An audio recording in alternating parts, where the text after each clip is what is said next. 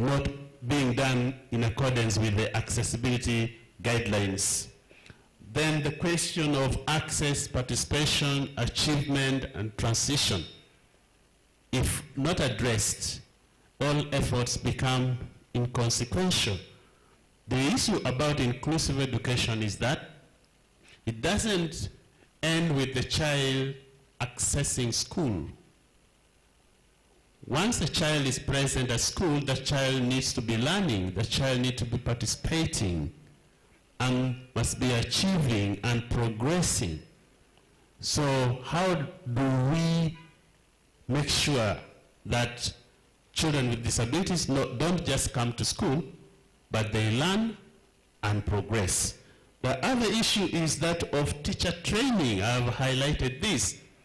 We need to confront the issue of the gap in secondary and early childhood, and the issue of deployment and recruitment of teachers who have undergone training in SNE, as well as also making sure that even general teachers have a bit of knowledge of special needs education. Actually, one issue that I was about to miss out is that we have SNE component in the primary teachers college curriculum.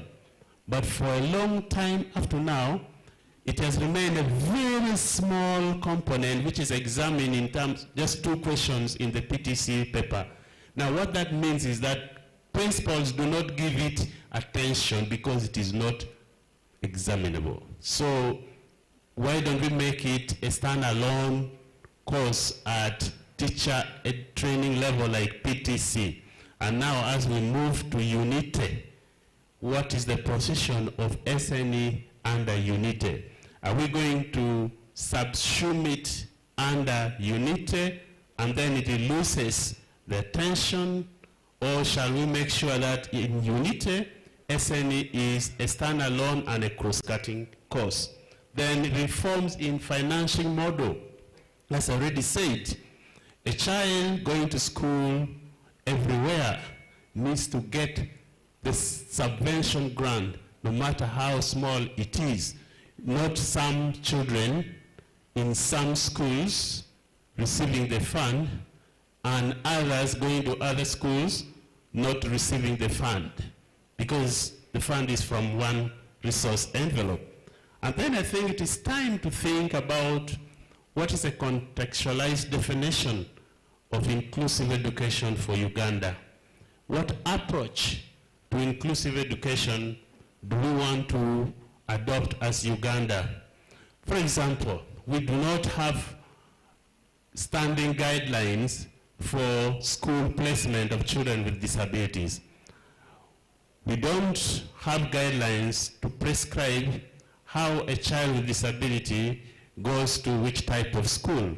It just happens haphazardly, and sometimes we have had issues. And finally, of course, disability inclusive data, disability disaggregated data, and disability specific data is very crucial. If you want to do evidence-based planning, if you want to do evidence-based advocacy, you're not going to escape from data. So I think these are some of the policy issues that I thought the call to action dialogue should consider. And with this, I would like to submit and wish the House a productive deliberation. Thank you so much. Thank you, Dr. Odok. Give him another round of applause that is befitting. Ladies and gentlemen, thank you for that wonderful presentation. You've heard about the Act, the Persons with Disability Act of 2020. And it's good that we have leaders from local government,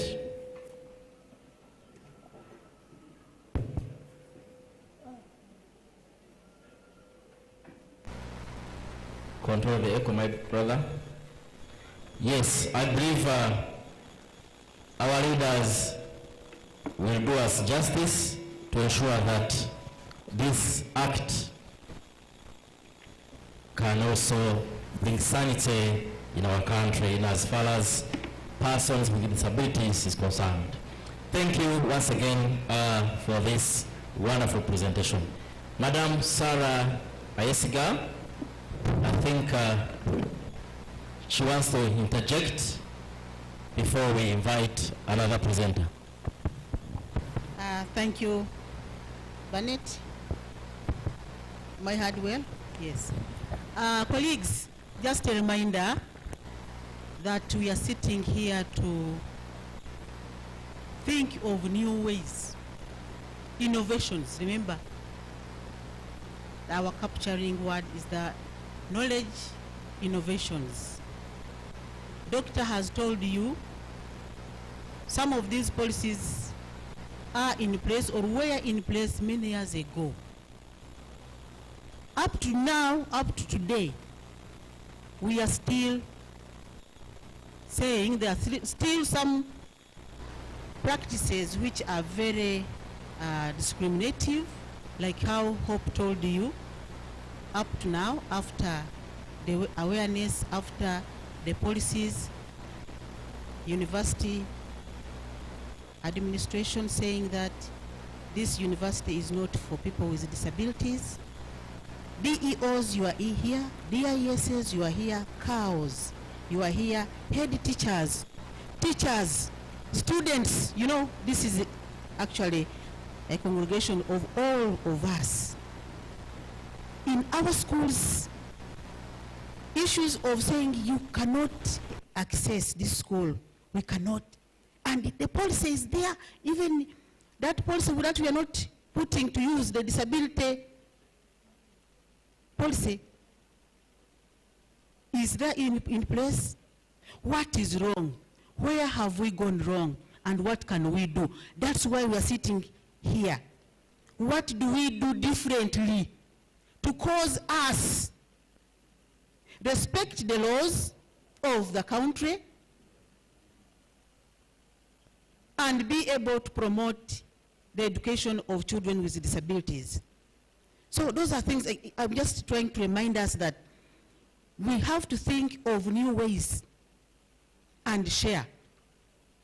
Dr. Ojok, thank you very much. And you know, Dr. Ojok is my lecturer as we talk now, but he was my OB some time back, and he left us, and now he's teaching us. When he starts to talk, we say, but when we were together sincerely, and so thank you very much, and we do appreciate. So please, we are agreeing in principle that we are keeping all those input, all what we want to say up the time when we come to reflection, so that we save some time. Because if we say we interject or we discuss even after presentation, we may not have enough time. Is it okay, members, or am I being a dictator? I think it's okay. So keep whatever you have, that new knowledge, that new innovation that you think can come into practice and save us. And we do not really throw away our people with disabilities. As long as I am still here, you cannot access. As long as, so what do we do? Keep it and themselves. So we want to welcome Bennett, who is on the program next.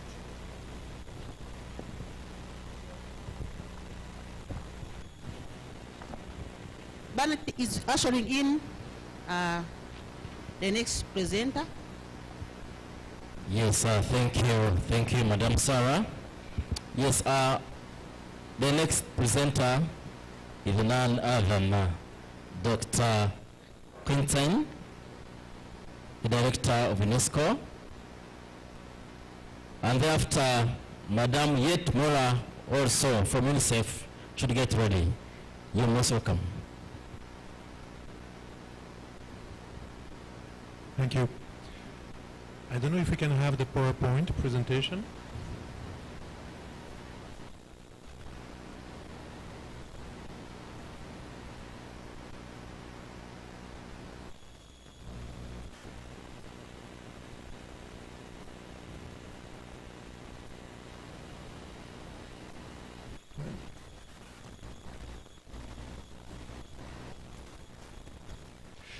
So while we load the PowerPoint presentation, so what I tried to do over the last few weeks is to use Uganda data to make what I call an investment case.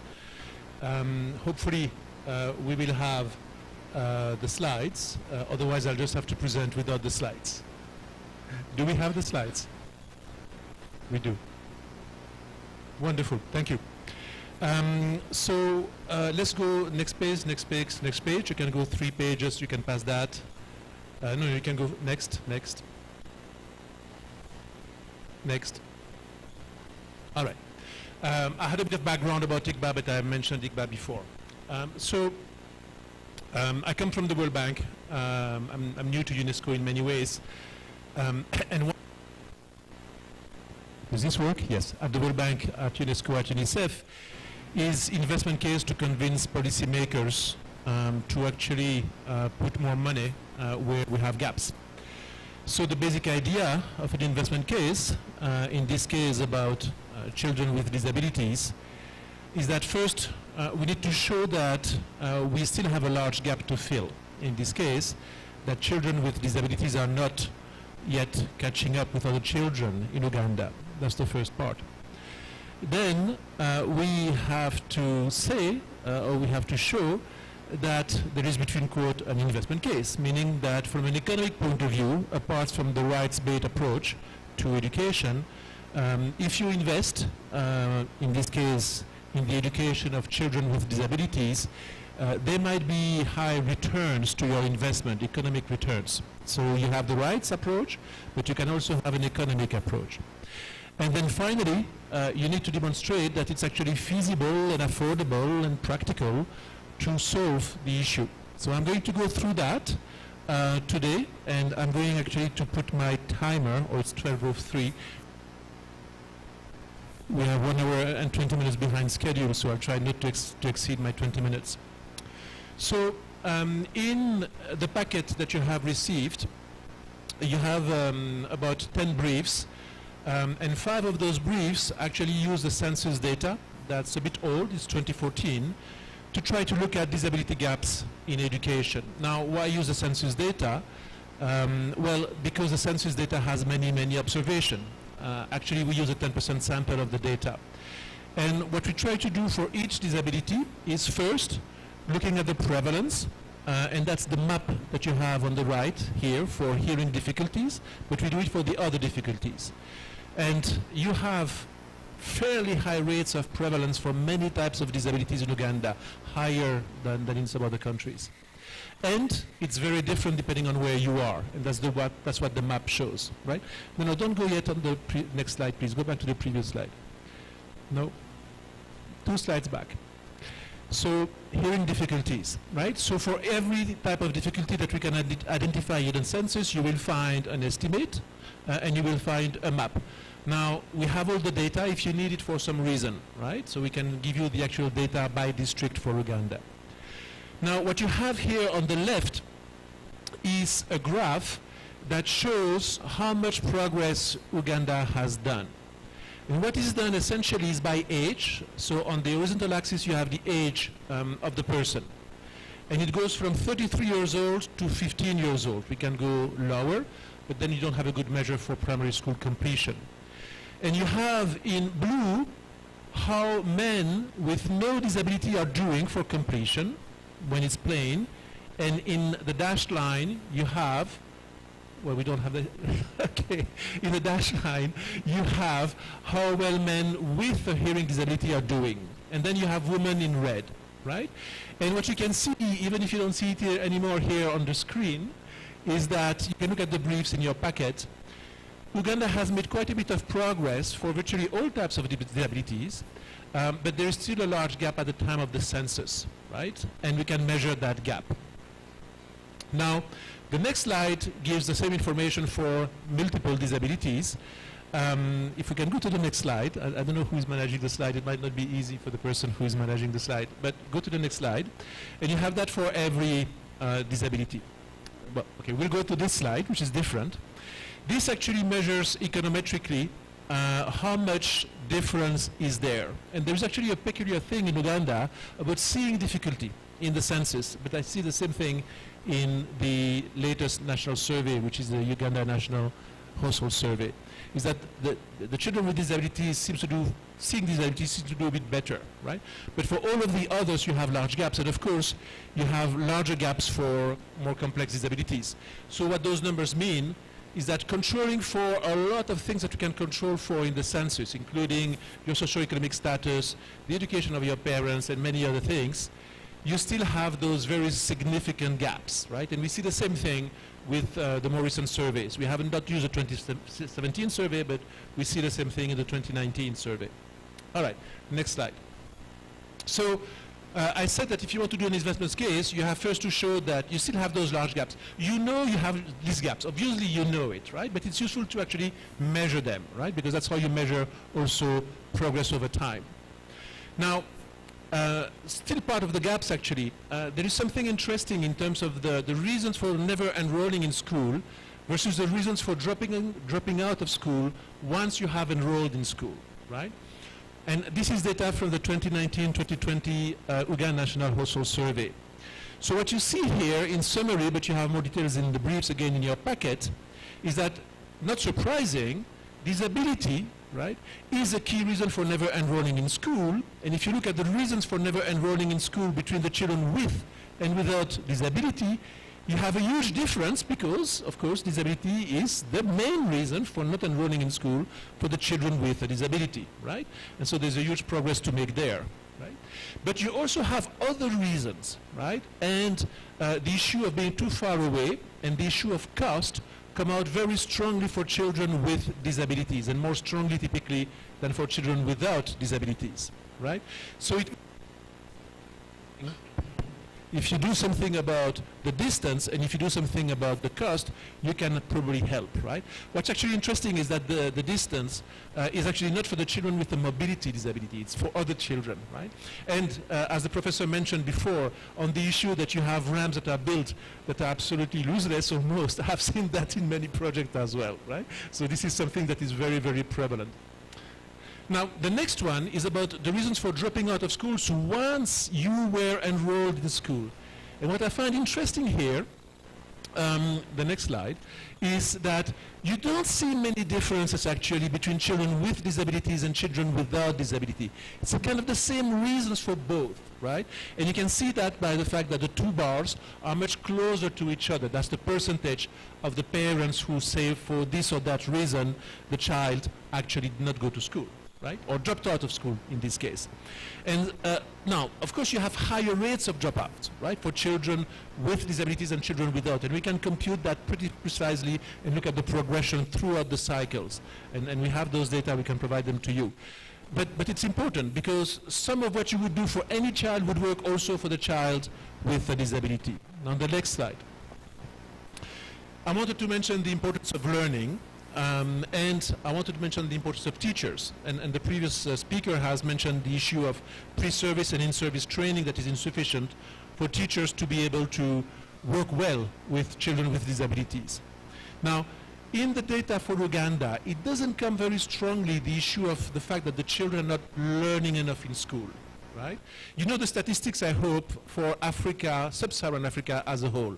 9 in 10 children who are 10 years old are not able to read and understand a simple age-appropriate text. I don't know if you have heard that statistics, right? The numbers are very similar in Uganda, by the way, right?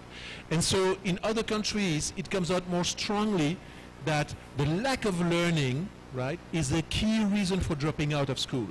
In Uganda, what comes out more strongly, and I didn't mention that in the previous slide, but it was the fact that cost, opportunity cost and out-of-pocket cost for parents is actually coming out first, right? But assume that you solve the issue of cost, right?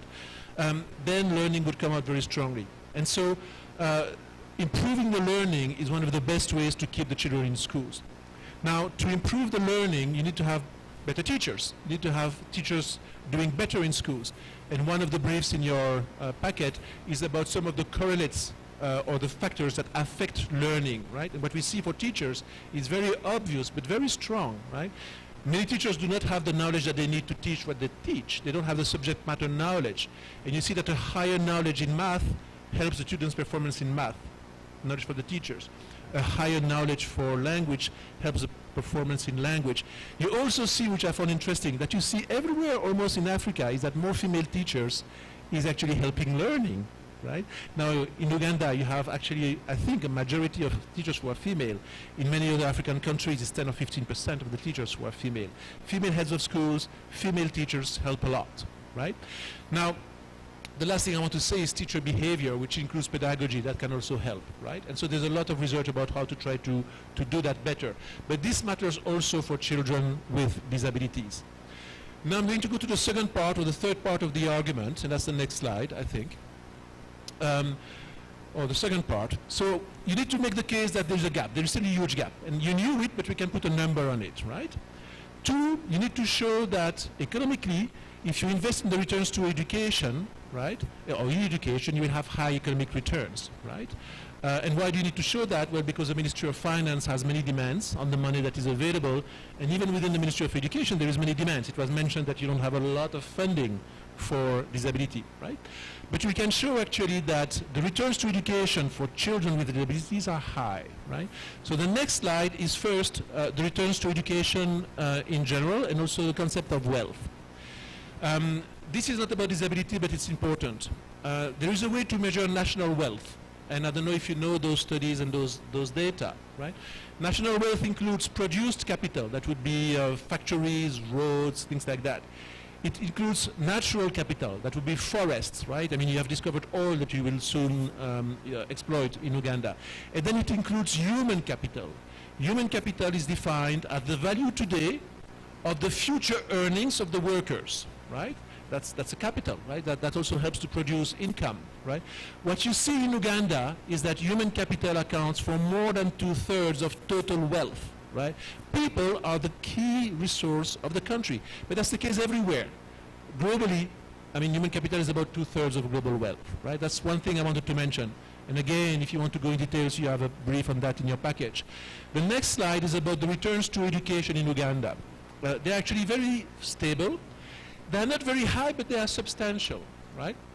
What you have here is how much more do you earn on the labor market if you have different levels of education, right? And the bottom is no education at all. And you can see that, and that's actually something that is true throughout Africa, up to lower secondary or up to primary completion, the returns are very low typically. Returns to primary education are almost zero, actually, right? The returns to literacy, though, are positive, right? But it's when you go out to secondary education that you start to have higher returns. So it's very important to help the kids go up to that level. Again, a point that was mentioned earlier. Now, those returns are pretty high in Uganda, or, I mean, reasonably high. The next question there is there a difference between the returns to education of people who have a disability and people who do not? And that's the next slide. Gosh. So anyway, the next slide is based on many countries in Africa. And essentially what's happening is that if you estimate those returns, right, so you look at the wage earnings and you compare wage by education level, you control for a few other things like location, like your years of experience and so on. Basically, there is no difference in the returns to education for the children with disability and the children without disability when they reach adulthood, right? So economically, that leads to high returns for individuals with disabilities. And the last part of my presentation, I think I have about 7 minutes left, is actually one example of what you can do. So I said, the disability gaps persist. You have made quite a bit of progress in Uganda, but you still have large gaps, right? 2, the returns to education are high, including for the individuals, the children with disabilities. Then 3, what do you do about it? Now, we had the previous presentation with a lot of things, right? So I cannot go into too many details, and I'm taking the example of School Eye Health. Next slide. So what is School Eye Health? Many of you may have had those programs. It is when, as a child, you have to read letters. You know, the letters are put on the wall somewhere, and you're a few meters away, and you have to read them. And the teacher can make the child read, and the teacher is actually almost perfect once the teacher has a bit of training in identifying the disability. It's not complicated. The teacher can do it. It's not costly, right? Now, that's the prevalence, by the way, of seeing difficulties in Uganda. On the right, and it was a picture from Light for the World. I don't know if you are here today, but we are doing some analysis with them on some of their data on their programs of school eye health in Uganda, right? So the next slide is about the cost of school eye health, right? And an opportunity for Uganda. Now, I don't have yet the cost of school eye health programs in Uganda. I will have them soon. But again, the program is you screen the child, the teacher does that in the classroom, right? And then if the child needs a pair of eyeglasses, the child will receive a pair of eyeglasses. Those pair of eyeglasses cost $2 or $3. You can get them for free, right? And if the child needs further referral, the child will be sent to a health facility, right? For 90% of the children who have visual impairment, the pair of eyeglasses is sufficient, and for most of them it doesn't have to be customized in any way. It's just a simple pair of standard eyeglasses, right? Now, these are the costs of one of the programs that we looked at. It's in Liberia. Those costs are a little bit on the low side, but typically per child screen, including the cost of the pair of eyeglasses, the training of the teachers at the beginning, the referral and so on, the cost of the program is at $1 or $2, right? Per child screen. Right? Now, other studies have been published, and the cost is at $2 to $4. It's a bit lower in Uganda, but that's the order of magnitude, right? That does not include the pair of eyeglasses, but you can get the eyeglasses for free. There's actually an NGO, a federation of NGOs in New York, and they have access, they told me, to 200 million pairs of eyeglasses that comes from manufacturers that can be gotten for free, and the program for Light for the World actually gets some of those glasses for free. So it's actually feasible in a country like Uganda to make an investment to expand nationally school eye health programs at very affordable cost, including the fact that there is a subsidy because those pair of eyeglasses in principle can get for free for the countries that will go first, because that won't be for everybody. Then you can achieve high impact by improving education for that specific disability. Now, you can do other things for other disabilities, right? But I wanted to give you one practical example. So to conclude, and I hope I didn't take too much time, actually I'm 2 minutes below my time. One, Uganda has made quite a bit of progress, the data shows that, but there is still a long way to go. The analysis by type of disability. Two, the returns to education are substantial, right? Including for individuals with disabilities, right? Once they can work and they have the education, they will do well, right? I mean, sometimes it's more difficult if you have an extreme disability, but even then. And three, we have actually, for many types of disabilities, very specific interventions that we can do apart from the broader training that teachers need in service and pre-service. And so we can do that in an affordable way, and there is money to do that through different donors, and there is also the feasibility, if Uganda goes fast, in the case of school eye health, to get those free pairs of eyeglasses for all the kids who need them. Thank you.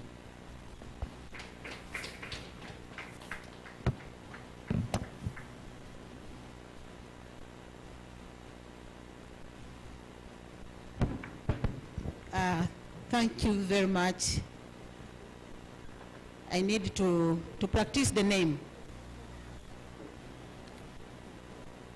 Bernard, remind me of the name.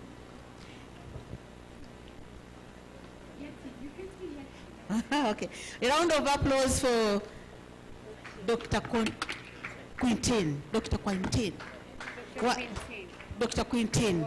We thank you so much for that very wonderful presentation and all data. You know, one of the things that we are discussing here is data. Data has made us not plan well. You come in a school and you say, very many people have come actually, like a good example is head teachers, DEOs, you come to the Ministry of Education and you say, we have children in our district. Then you ask them,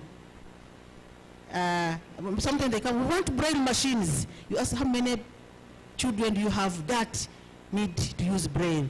And you say, you here, I think I have to go back. And sometimes they say, we have 20. And then we carry the 20 braille machines. And when you look at them, you find that they are visual, they are low vision. They don't need braille machines. And then you say, but you see, you know, somebody came here and assessed them, and the doctor told that they cannot see well. That one cannot see well. And somebody comes and we want braille machines because we have children who are blind. And yet they are not blind.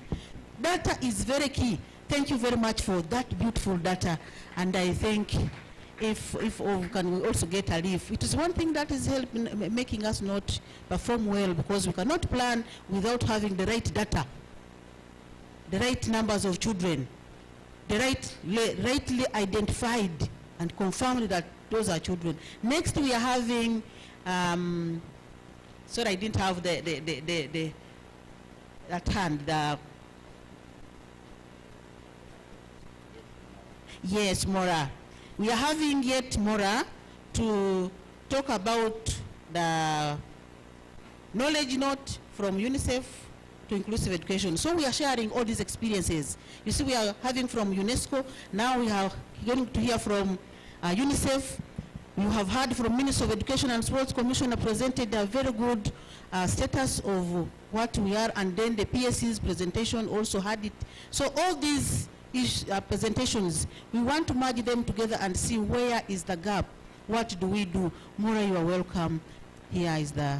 Thank you, Madam Sarah. Good morning, everyone. Oh, good afternoon, because my program was supposed to be in the morning. So, as has been introduced, I am Yeti, and can I confirm you can hear me well? Can I get a thumbs up from online participants that you can hear us well? Give us a thumbs up, online participants. Online, we have colleagues participating online, right? Perfect, thank you so much. So I'm Yeti, and thank you, perfect. And I am working for UNICEF in the Eastern and Southern Africa Regional Office. And the UNESCO International Institute for Capacity Building for Africa has taken one of the quiz I want to give you, but I want to check on you again because I didn't see enough frowning faces in the room. I want to ask you, what is the percentage of children under the age of 10 who can read and write in sub-Saharan Africa? What is the percentage? UNESCO is excluded from this exercise, and so is UNICEF. You're not supposed to answer this question. What is the percentage of children who can read and write? The percentage of children under the age of 10 who can read and write? Is it 60%, 20%, 90%, 10%, 70%, 50%? I want you to tell me. Zamzam, can you be my eyes? Can you see? Can someone see and give a chance? What's the percentage? I would like all of you to know. 75%. 7.5% of children under 10 can read and write in sub-Saharan Africa. Do you agree? Do you agree? No. What is the percentage? I'm talking about children under the age of 10. How many of them can read and write? You are education people, right? We are education colleagues. Okay, I need one more answer. The microphone is here. Yes? Nobody knows. It's a mystery. If you know we it, have one person here. Yes, Madam please. Presenter. Sure. Sure. Yes, my name is Biekwaso Charles. I work with Uganda National Association of the Blind. I'm just guessing it could be less than 60%. Less than 60%. Yeah, because we can see very many children in the villages just walking around, and they are not going to school. Thank you. So how do you expect those to know reading and writing? Thank you so much. So I think, Dr. Wadon, I'm doing also a summary of your presentation. Shockingly, in this region, it's only 10%, only 10% of our children under the age of 10 who can read and write. Isn't this a crisis? It is a crisis. It is a real crisis that we are getting 90% of the products we are having in the education system are malfunctional. They cannot read and write at the age of 10. So UNICEF Eastern and Southern Africa Regional Office, based in Nairobi, and includes Uganda as one of the 21 countries, is doing educational flagship to overcome this learning crisis. I would like to draw your attention. 10% is the only percentage we have who can read and write. This is a crisis. This is a critical crisis that all of us need to be accountable for. We don't want to blame anybody, but we are facing the reality that we need to act urgently. We need to stop business as usual when it comes into education. So in our regional office, we are handling two crises. One is the climate crisis, and the other one is learning crisis. Learning crisis for all. We don't have the data for children with disabilities. It may be even less than 1% because of all the reasons that Dr. Wodon as well as Dr. Patrick were presenting to you. I want to start by giving you some context about children with disabilities. I hope you are on the general context slide. Thank you. So globally, we have 240 million children with disabilities, as Munir was trying to emphasize this morning. In this region, we have 28.9 million children with disabilities, in accordance with the UNICEF Global Report on Children with Disabilities. Colleagues, these numbers are quite important because we measure what we treasure. In the morning, all of you, I'm sure, might have checked your mobile money or your cash in the wallet to know how much money you have. Because you value, you want to know how much you're paying for transport. So this data speak that the number of children with disabilities is very high, 10.4 for this region. But we can also see that children with disabilities are more disadvantaged than their peers without disabilities. And I will like, next slide please. I would like to give you some examples already in the global report. I will not take much of your time. 24% less likely to receive stimulation and responsive care. This is very important. Where children are born, Madam Helen, who is a very good sister of mine, who just left, Madam Minister Helen, was asking, she was seeing my wedding ring and she was asking me how many children. I didn't report yet. I am still holding accountability to her. So when children are born, they are given love and care. Many children with disabilities do not get that. And our report tells us 24% less likely to get that early care and respite care. The 53% less likely, more likely to acquire infections, acute respiratory infections. This is quite important in times of Ebola and COVID. You have seen, I was in Kasanda in Mobende yesterday and the day before to really see what has happened during the Ebola crisis, and they told me life was a hell for children with disabilities, since most of the services, including public transport, were stopped and they could not go to school. This report also talks about like 49% or more likely or less likely to have never attended school. So 49% more likely to have never attended school because of their disability. 47% or more likely are more likely to be out of primary school. These numbers speak volumes. So I will go to the next slide. I will leave the rest of the data for you, but these data are critically important and tell us that children with disabilities are more disadvantaged. Next slide. So the UNICEF Eastern and Southern Africa Regional Office, SRO, has conducted a mapping on the inclusive education situation of children with disabilities in the 21 countries. The report was launched in March 2020, early March actually, just last month. And since this is a knowledge and innovation exchange, I want to give you some of the key findings which may be of importance to you. Next slide. So the first parameter we have is policy and legislations.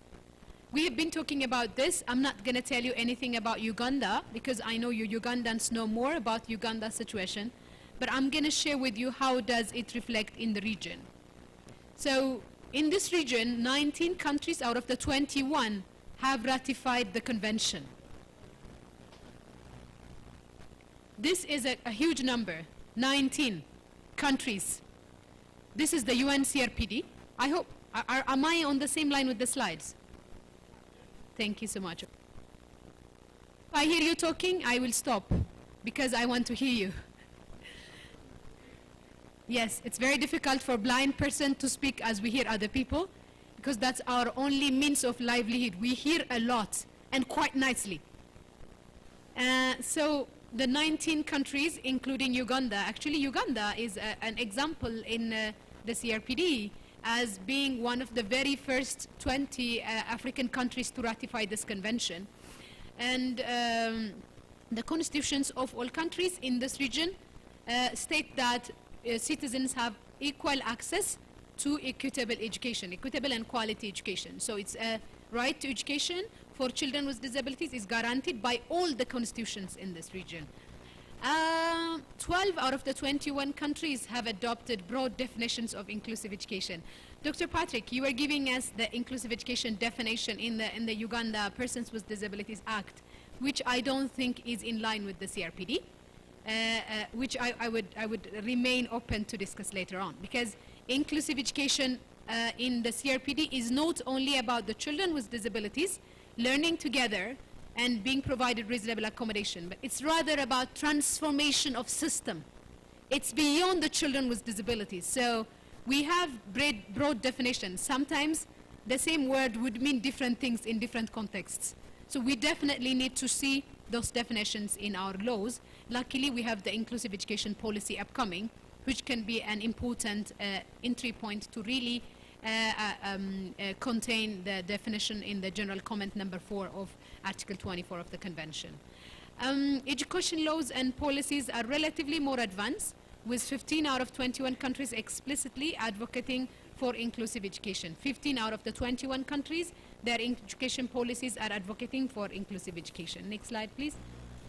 I will go to the next important thing, education sector planning.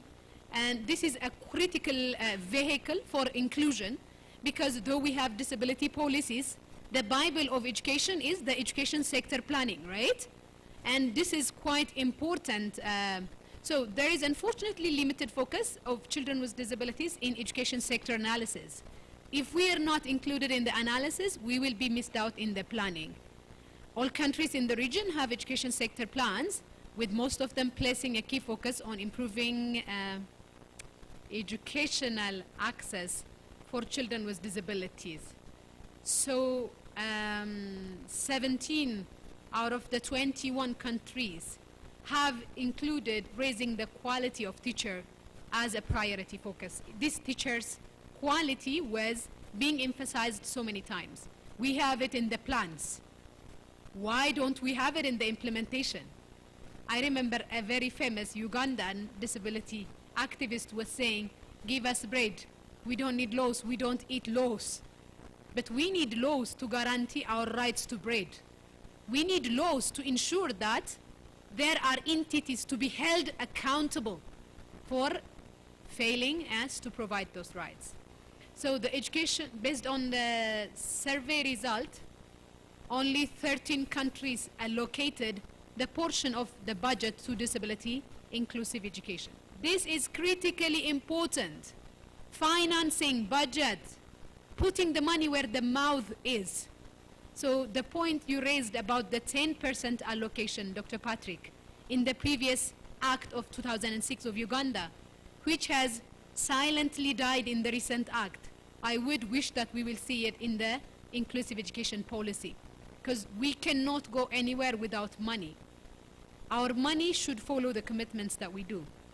So across the region, funding related to inclusive education is mostly directed to the provision of learning materials, the skilling of teachers, and improving accessibility infrastructure. So I have heard the accessibility audit results, so I want to go on.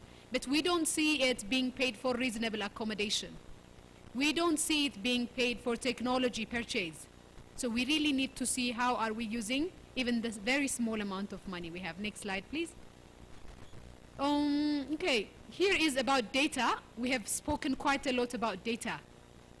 Do we know the number of gorillas we have in Uganda? Mount Gorillas?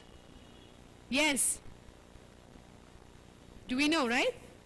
We know the number of our mountain gorillas, but we don't exactly know the number of persons with disabilities in Uganda. And we have some sources being provided. We have some sources being provided, but we are extremely hopeful and very grateful for the government of Uganda that they will be using the Washington groups in the next upcoming census, right? So it was a commitment of the Ugandan government during the Global Disability Summit. So hopefully by the census, the upcoming census, we would know the exact number. So data is important, as I mentioned, Washington group questions. Only 7 countries in this region, only 7 countries in this region, the Washington group questions in their census. How many are left? 14 countries in this region. This is a crisis also, another crisis for us. In Kenya, we always tell them, you know the number of giraffes we have. We know the number of elephants we have. Are we less human, or are we less valuable than the elephants, than the giraffes? This is critically important. So, but we have at least 7 countries in this region that we can learn from. But the UNICEF child functioning module is also used to assess functional difficulties. Uganda was one of the champion countries in the 2017 survey. They used the UNICEF child functioning module and came up with an amazing result for children with disabilities. What we want to see it is being embedded in all the sectors that we have. Next slide, please. The other important point is early identification. And I want to congratulate you in Mubende and Kasanda. I was very, very proud to see that early identification work is taking place through the use of the Malawi Disability Assessment Toolkit. And I tell you, the earlier the better. These are identified early, they can be intervened early, and they can be, that will be definitely less costly. So Uganda, Malawi, Namibia, Mozambique are the 4 championing countries in early identification. I hope that early identification will be extended to other districts of Uganda, and the early identification work will not be limited only to those districts. Most countries in the region have no comprehensive standardized system for identifying, as I told you, so Uganda stands out of the shining ones. In some countries, teachers are primarily responsible for identifying children. And what's the age that children come to school? What's the minimum age? What's the minimum age in Uganda? 6 years. That is definitely too late to identify, right? That's why we say that it should not be teachers primarily responsible to identify disability. Next slide, please. The other important point is leadership and management that we saw in this mapping report. In general, the governing ministry for basic education is responsible. So we are happy that the Ministry of Education and Sport have even a dedicated commissioner for this issue. Multi-stakeholder groups have been established to support. We have one in Madagascar. I'm sure in Uganda also you have a platform where you come together to discuss inclusive education. 2 countries in this region have established vertical coordination mechanisms. A few countries have institutionalized standards or guidelines to support teachers and school leaders. Mostly, it's the teachers who advocate, and the teachers are being sometimes labeled, oh, she's coming for special needs education, right? You're known. So we're extremely grateful for the teachers advocating for the inclusion. Next slide, please. So when we talk about approach to education, the most common mode of education in this region, in the Eastern and Southern Africa region, is special education. Despite all the policy commitments we're making, what we're seeing is special education is the primary mode of education delivery. I am a hybrid to special education. I attended my school until grade 6 in a special school, and the first time I was sent to a mainstream school, I felt like a ghost that Mary was telling you this morning, because in a classroom of 76 students, I had no friend to sit with. I had no friend to play with, because I was alien to them. I grew up in a special school. So I cried literally for 1 month, and I hated the school. Later on, when I did my first midterm exam and scored the best in the classroom, I became the most famous girl in the school, and everybody was fighting to sit next to me. This is a personal story I tell you, because by not putting children with disabilities in mainstream schools, we are also depriving the children without disabilities an exposure to their future colleagues, to their future spouses, to their future bosses.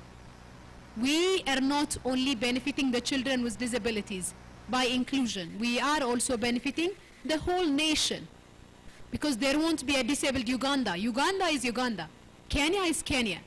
So that's why we say special education cannot be the mode for education provision.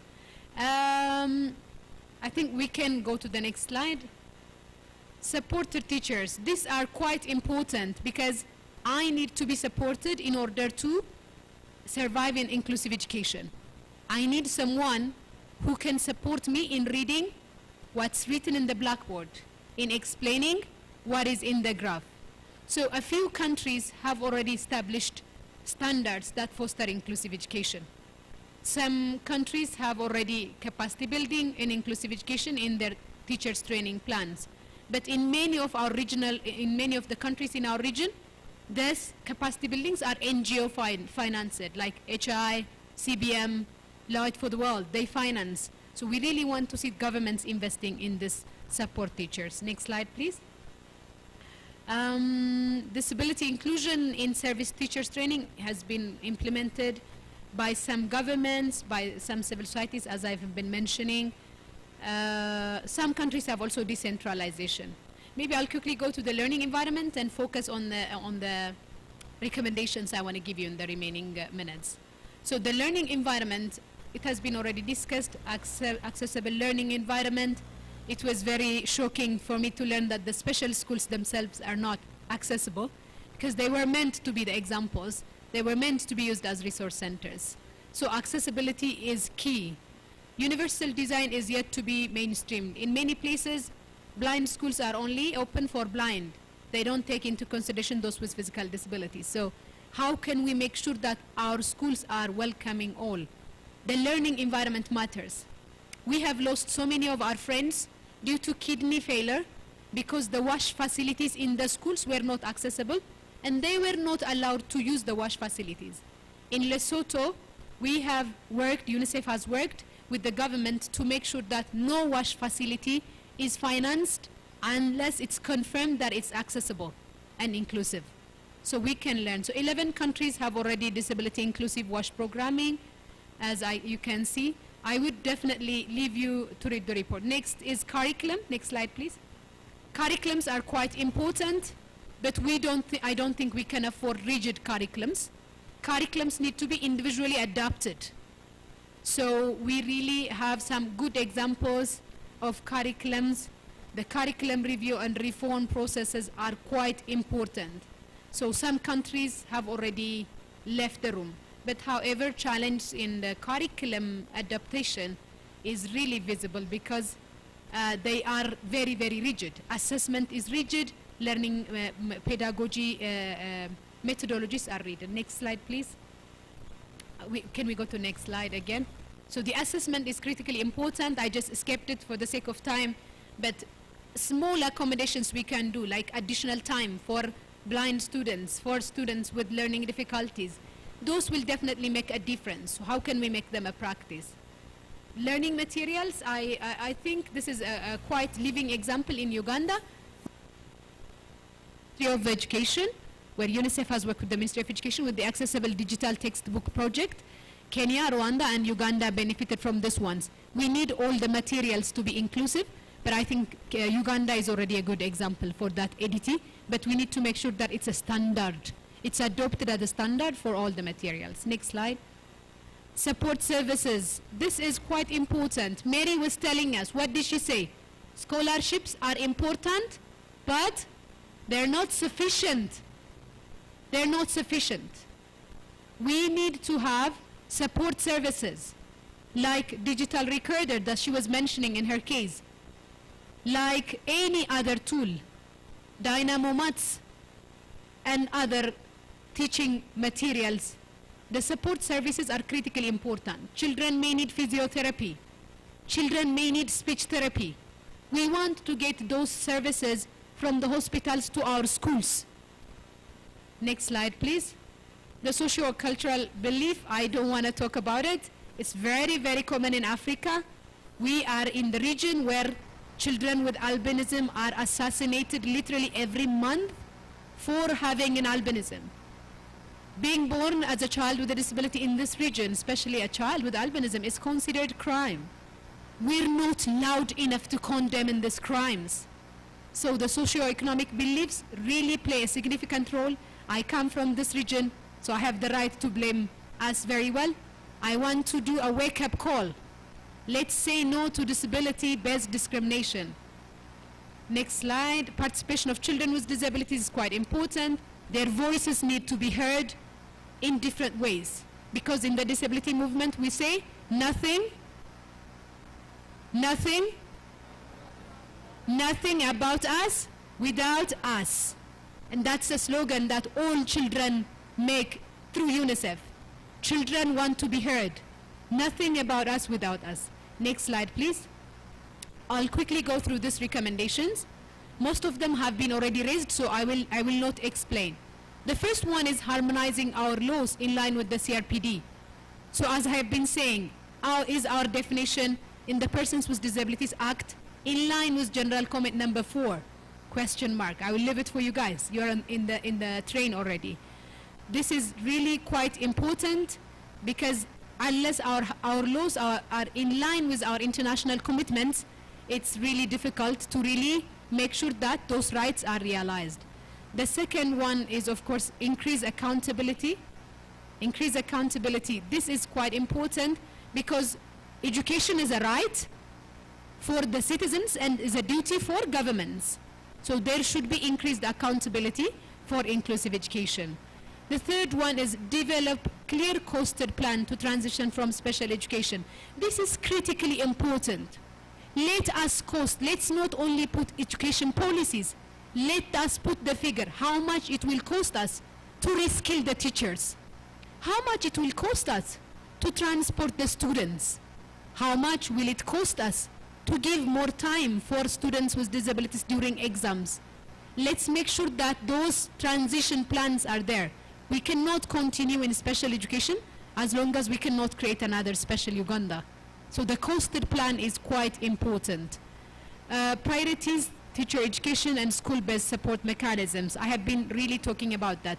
Physics teachers are physics teachers.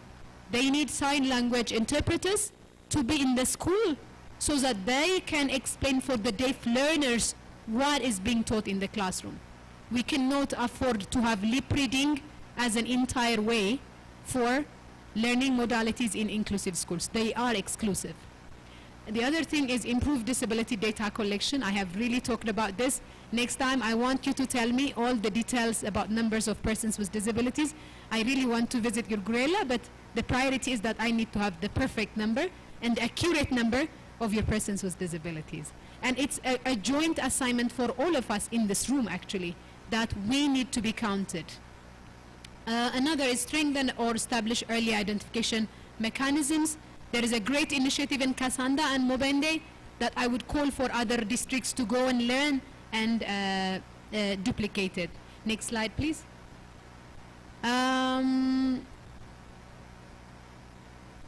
Raise awareness of disability and inclusive education and address negative. This is quite important. We need to do our children know about it. Many of the children with disabilities who are exiting from, who are not completing primary education or secondary, their first reason is bullying. They are bullied by their peers. They are told, Mary was telling us this morning, Makarare is not a university for children with disabilities. Then they have to give back the money that the taxpayers have put into Makarare. We have to clearly claim that everything in Uganda, everything in Kenya, everything in Ethiopia belongs to us. So we have to really raise awareness, overcome negative attitudes. They shouldn't lock us in a cage. So raising awareness, SBC work, social behavioral change work is quite important. Strengthen the capacities of education leaders. I would expect quite a lot from Uganda. Uganda is a champion in disability rights in this region. You are the champions who showed us parliamentary representation for this region. You are the champions who showed us how to chase away Ebola in 69 days. I want you to champion us in inclusive school leadership. This is my appeal. Number 9, ensure accessibility of a learning environment. I have already spoke about this. It doesn't suffice to put children to school. Ensuring learning environment is critically important. Encourage meaningful participation of children. I have talked about nothing about us without us. The other one is support the creation of safe and welcoming environment. I'm sorry, I have been a challenge for my sign language interpreters by speaking so fast. I owe you, you can determine what will be my penalty, but I was trying to run over the time. So ensure that all interventions are gender responsive. So we have seen about the number of women with disabilities, the girls with disabilities, going in red in the presentation that Dr. Quitting have already made. The gender gap is visible. We cannot afford to leave 50%, actually with the majority. Women with disabilities are more than men with disabilities, so the majority cannot be left behind. I think I will be going to the next slide, leaving you with this important resources. The report that we have launched is, or I'm already completing, the report already launched in March has so many good promising practices. So we don't need to go to the Western or America or the Europe or Canada. We can learn a lot from African countries, including Zambia, South Africa, and Uganda. So in your way forward, I would encourage you to visit this report that I have already shared, the links, and I would definitely expect you to abide to the slogan, nothing about us without us. Thank you so much. Wow, wow.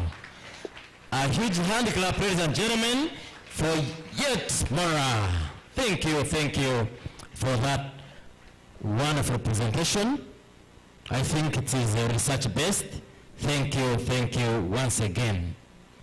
Ladies and gentlemen, we are remaining with only one presentation before we enjoy our lunch.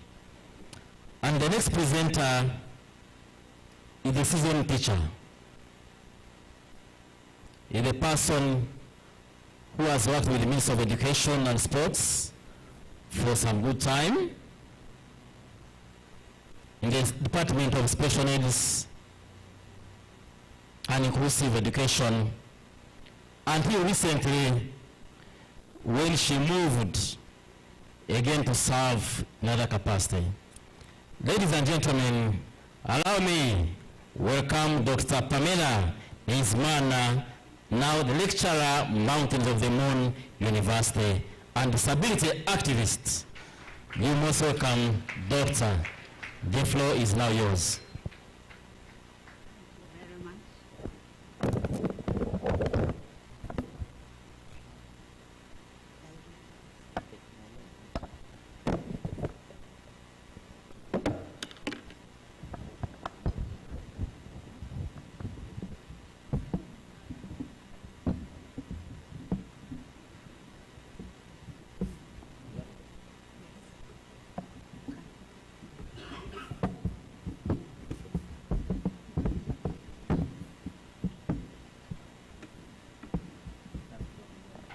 Thank you very much, MC, and thank you everyone. Protocol observed.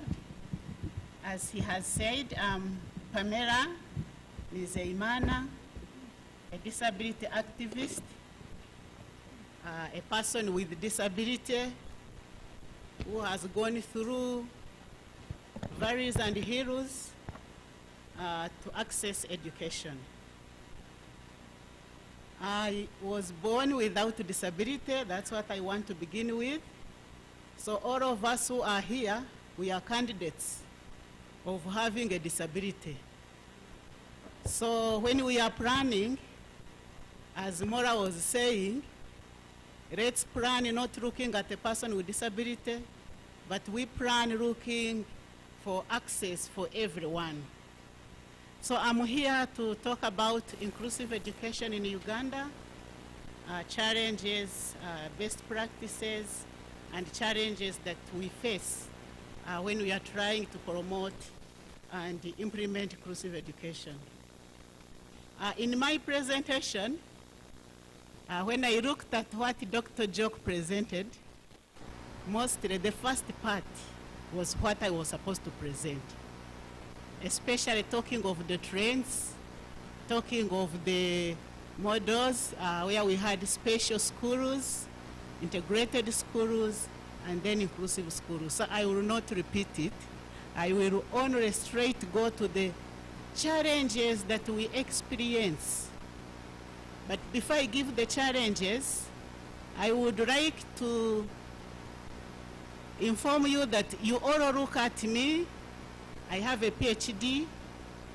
I'm a person with disability. I'm a woman with disability. And I'm a woman from a village in the mountains where most of the children with disabilities fail to access education.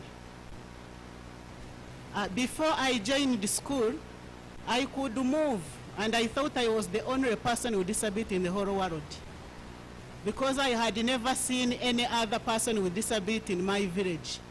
So when I could be walking with my sisters and brothers, I see people coming from the other side. I just squat down because I didn't want people to see how I walk, and I didn't want people to see how my leg looks like.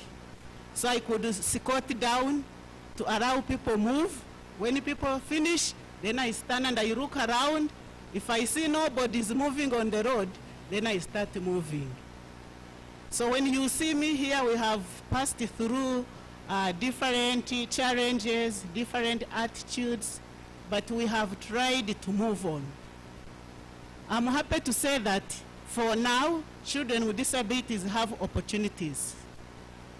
The first opportunity is the recognition in the laws, national laws, international laws, district laws that recognizes that every child has a right to education. And when they say every child, they don't discriminate anyone. I want to tell you that discrimination or exclusion begins from home. At home, a parent will look at me as a person with disability, and because of that feeling of parenthood, they think they are helping their children through overprotection. So they will tell you other children will go to do work for you because you have a disability, you are supposed to sit home. So when we are here talking about education, no child can come to education without a home. So let's also look at home. How do we make homes inclusive as possible to ensure that as they are included in home, then they will be able to be included in school. So I want to talk about the barriers, and one of the key barriers is the attitude. One time I was reading somewhere and they said, everything that we do, it is only attitude that is 100%. Other words, even if you compare knowledge, you compare wealth, you compare health with attitude, there is no word that has 100%.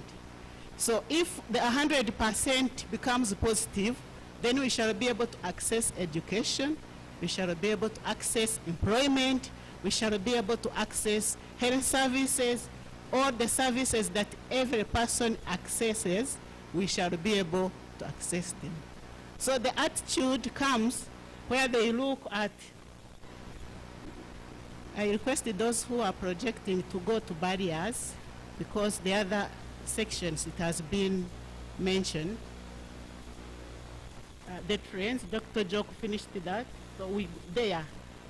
So the first one is attitude, and we are saying that negative attitude is the one that limits a child with disability to go to education, to access health services, access education, access employment. Negative attitude. And I may say that if negative attitude is not there, then we wouldn't have this issue of disability, because we shall look at everyone at the same level. So you see those pictures, what do they say? The other one is pointing at a person with disability and is asking, when they want their opinion, that's when they will ask them. They will mention their opinions. Meaning that when you have a disability, you have no opinion at all. So that is attitude. And we have been even observing this, even at this level. Like, I'm a person in a wheelchair, and I have an assistant. When they want something from me, they will ask the assistant. As if me in a wheelchair, I have no opinion, and the person who is my support personnel is the one holding my opinions. So you see how attitude can affect. And through that, you find that persons with disabilities always feel inferior if they are not given opportunity. So if I was made to sit home, I don't go to school, I don't think I would be standing here making this presentation as a woman and a person with disability. Then another one is now complaining. You know, we are talking of accept the children Sabi to come to school. Yes, they come. But if the attitudes are not changed, then these children will not be able to learn. So the other one is saying, and now we have allowed you to come, and now you are asking, you need braille papers, you need white cane, you need ramp. You are now coming to disorganize our services. So that is attitude. So if the attitude is changed, and you welcome a child or a person with disability, everything will move on well. So we are saying we bring children with disabilities in inclusive schools, but when the attitude is not positive, they are looked at as if they are a burden. And that's why we are failing to implement fully inclusive education.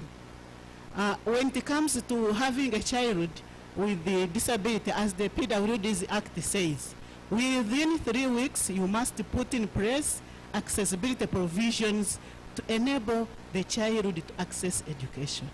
So now, because of the negative attitude, the person will say, now I'm going to spend more money to put up a ramp. Now I'm going to spend more money to employ a sign language interpreter. So when we have those feelings, then we shall not be able to have persons with disabilities participate fully in an inclusive setting.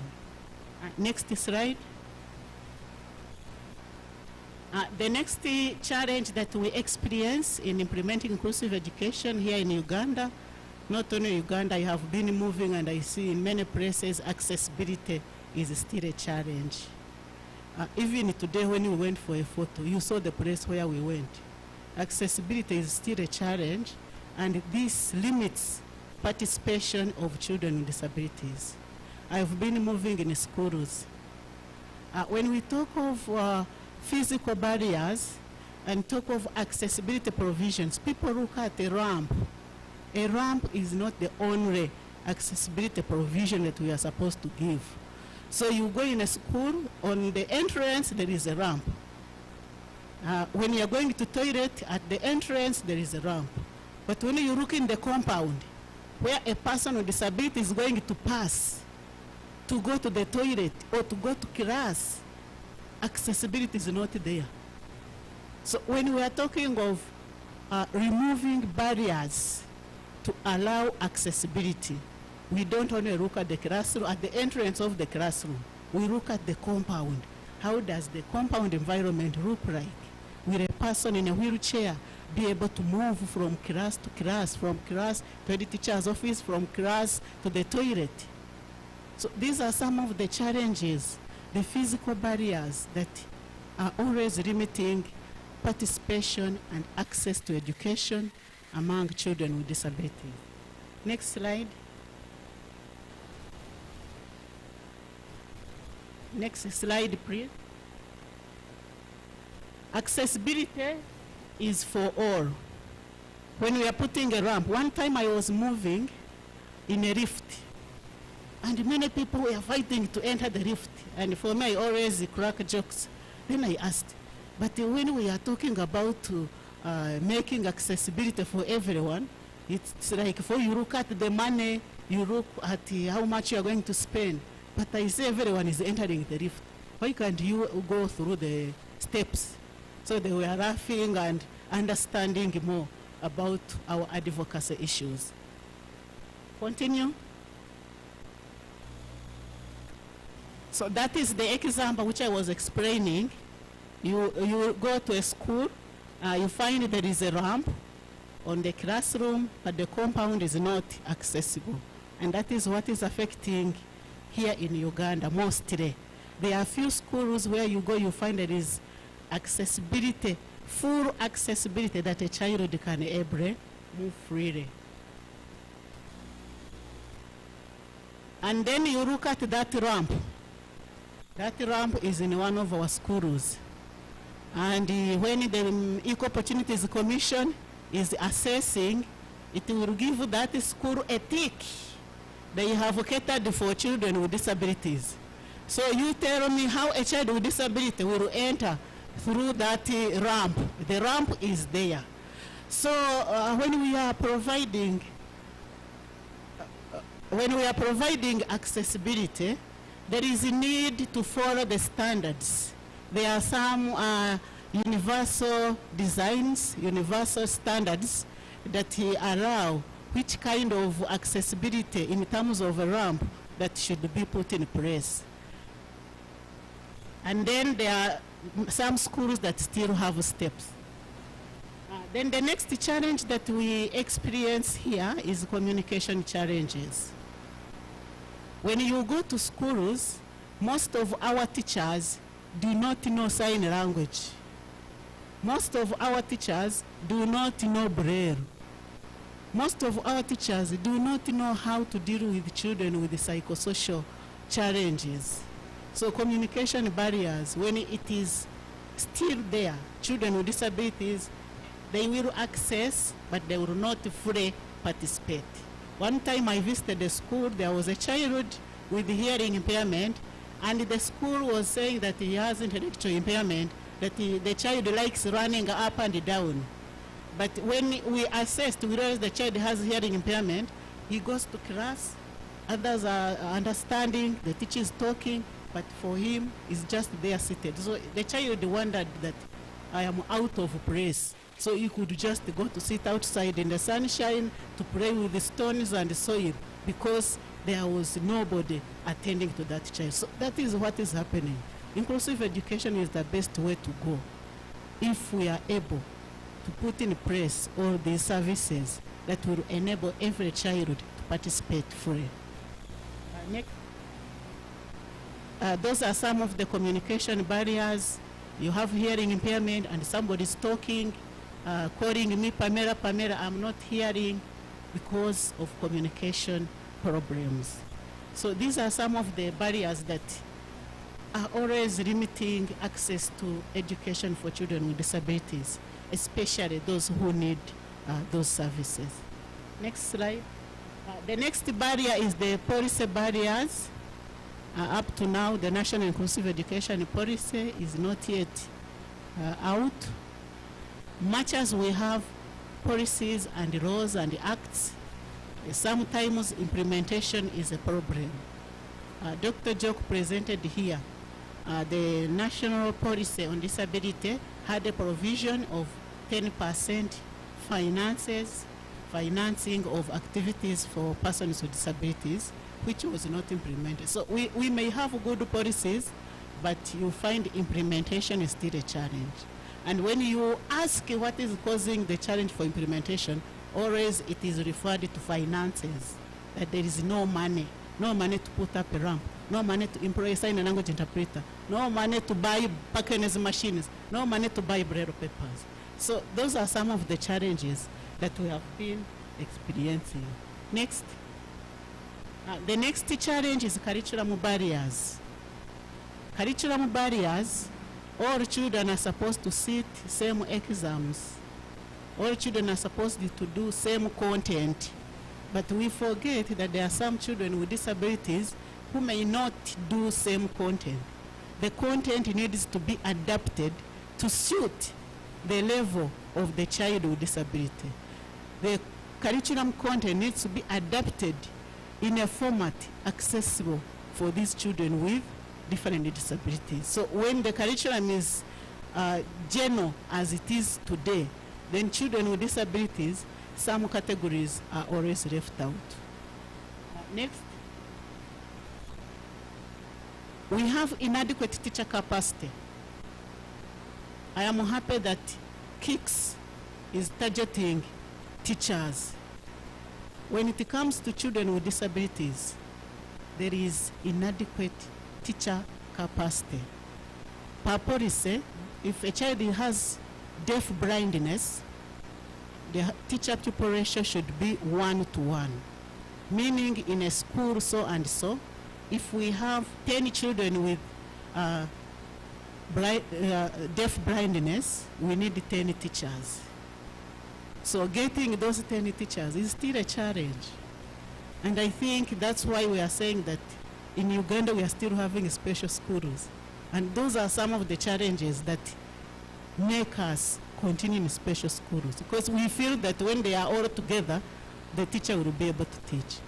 In Uganda, we would want to have full inclusion, where every child is in a class and is catered for, where every child is in a class and is participating, where every child is in a class and he feels he is part of the environment.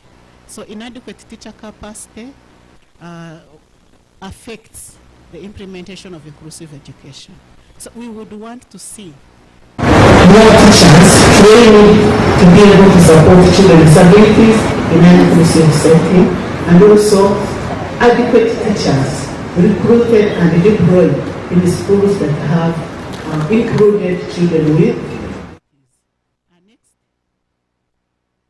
The next one is on the teaching and learning materials, instructional materials. As you may be aware, disability has a variety. We have children with disabilities who cannot use the same materials like other children are using.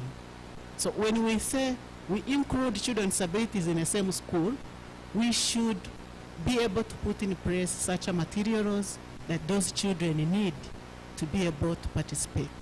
For example, you go in a school where we have children with visual impairment. Even yesterday I was getting people calling me. We have encouraged the people to mobilize children, come to school. But children come, no Braille papers, no slates, no stylus, no Parkinson's machine, no ramp, no sign language teacher. So the child feels out of place. So when we are advocating and talking about inclusive education, we really need to advocate further for provision of these materials, these services that will enable a child with disability to participate. The next one is the social barrier.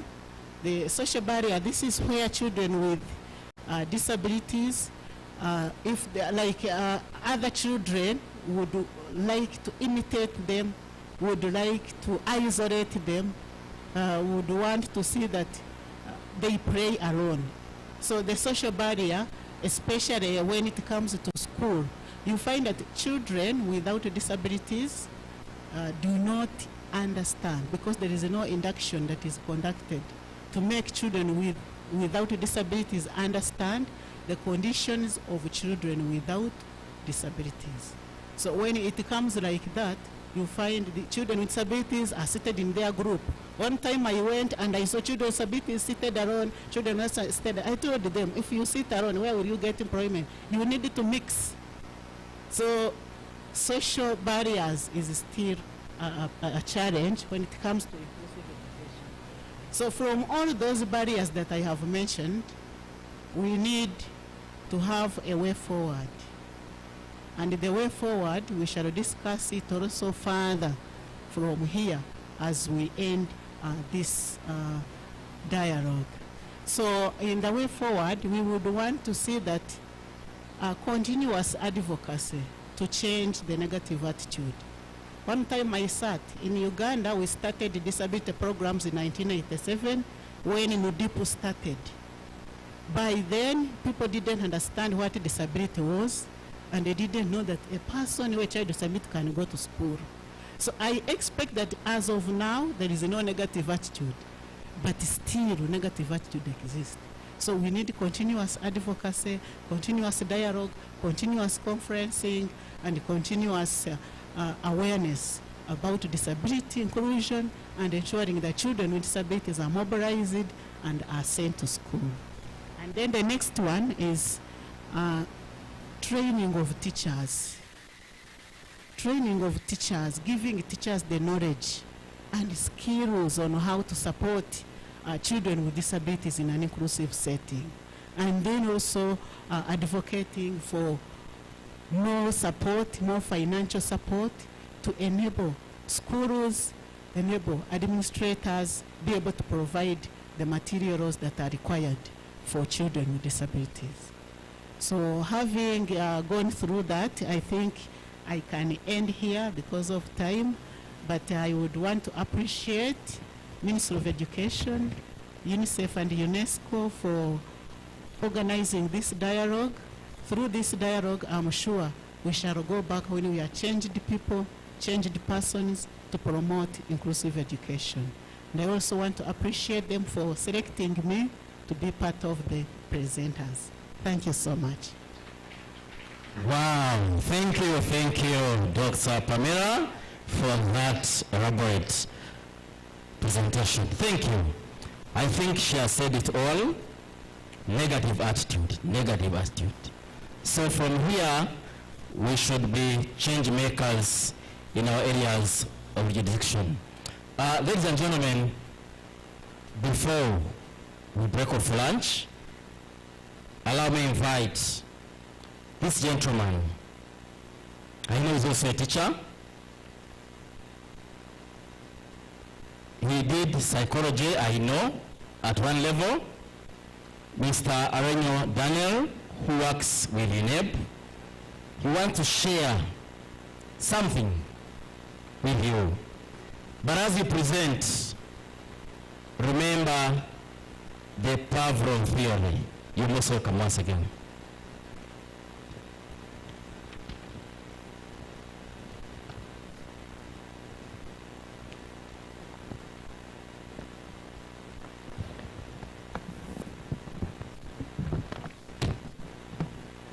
Yeah, thank you very much, MC. I'm sorry, colleagues, I wasn't in the program. But when God designs something for someone, something has to happen. I just want to ask your permission, just in a half a minute, allow me to be proud, at least for once. If you know you are here and I taught you, please stand up. Wow. So, ladies and gentlemen, remain standing. If you presented a paper, remain standing if I taught you. Yeah, so please hand clap for them. So, you can take a seat. All the commissioners that have been talking here, I taught them. So that's why I wanted to be proud, at least for the time being. end of being proud. Now let's be serious business. Now, I wanted to say something about UNEB. I've already been introduced. Alenyo Daniel is my name. I work as the Principal Examinations Officer, UNEB. I wanted to tell you a little bit what UNEB is doing in relation to what our colleagues have presented. If there is an institution in Uganda, at least one of them, that can, and that is UNEB. I can proudly tell you that from 2005 up to 2022, when SNE division was created in UNEB, we have so far examined about 18,000 candidates with special needs. 18,000. And yes, you can give a hand clap, those are Ugandans. And we have given all of them extra time of 45 minutes per paper they sit. It is an optional time. And we also have some support services. For example, blind candidates are given Braille exams. Candidates with the low vision are given large print, and also large print answer sheets. Candidates who have very severe physical impairments are given support personnel, people to support them during exams, what we call amanuenses, so that they are helped, especially around practicals, when they are doing practicals and so on. And then we also have candidates with dyslexia. They are offered services of transcribers, people writing for them the answers. They know the answers, but they may not be able to write properly. So they dictate the answers to the transcribers, and these people write for them the answers.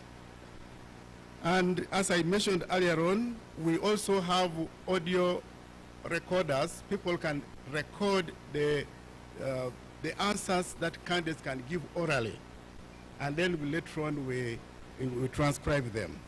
All these services are done in UNEB, and as I mentioned earlier on, every candidate is given an option of 45 minutes extra per paper that they sit.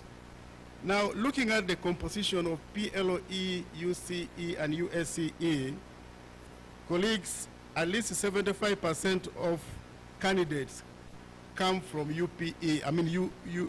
PLOE, those with special needs. And then about 15% for UCE and about 10% in USCE.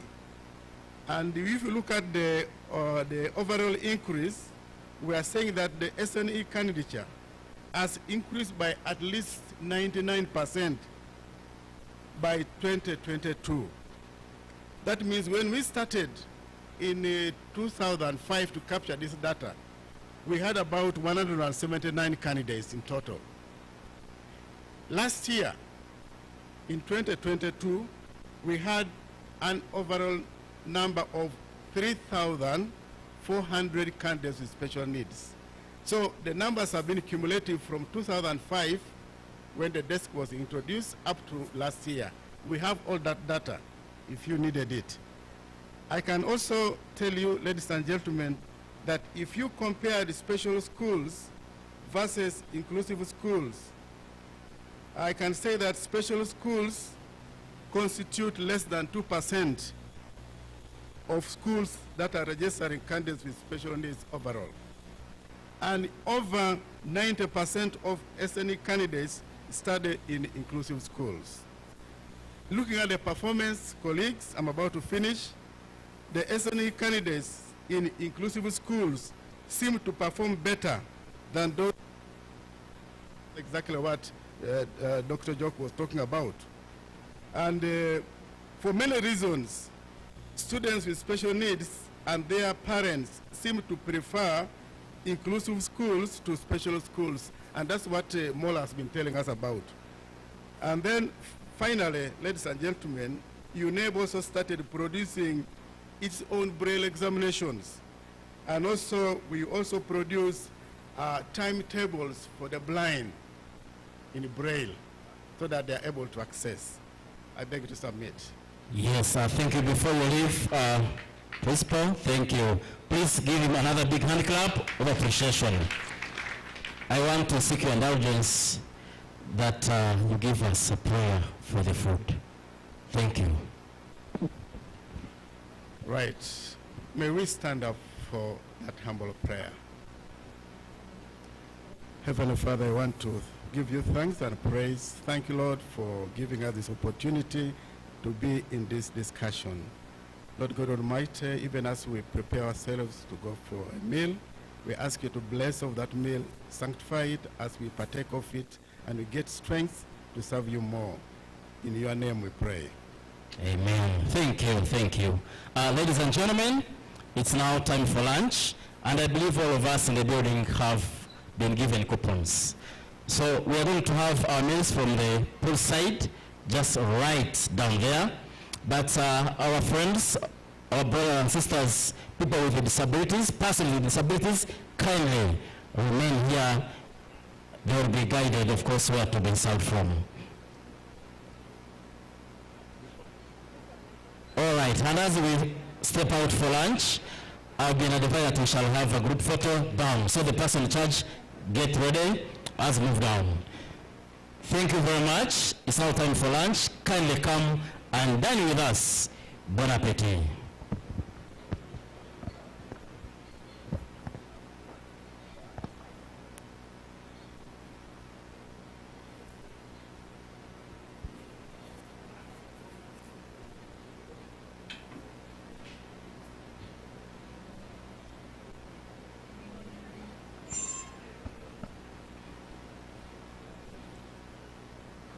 The person in charge of group photo, where are you? Please kindly move down and organize people, because they are moving straight.